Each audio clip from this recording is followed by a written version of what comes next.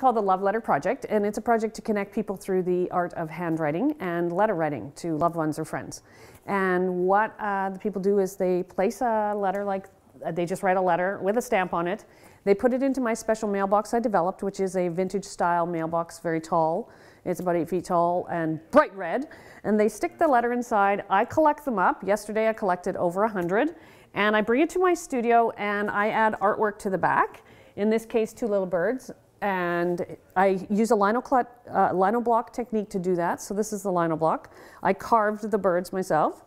I ink them and then I put them into my press. And voila, I have a bird. After the ink dries, I put them back into the mailbox and they arrive at someone else's house.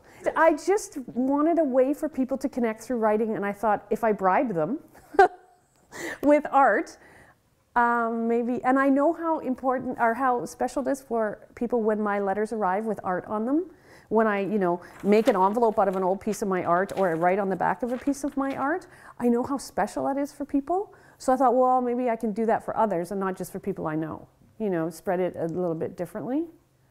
It just came to me. Sometimes I should just not let them happen. And I'd have a life, I'd eat, I'd sleep, all that stuff. And I feel I also am creating connections between people that wouldn't normally do that. People don't write a lot of handwritten letters now. Everything's email, really quick, instantaneous. But these people know they put the letter in there. It could sit in there for 3 days before I pick it up. It'll take 2 days to print it, 1 day to print it, 1 day to dry, and then it's going to someone else. So there's that in-between time, that staggered knowing and anticipating you wrote that really great letter to someone, but they don't have it yet. It's kind of a little bit like Christmas, It's gift wrapped, but they haven't opened it yet.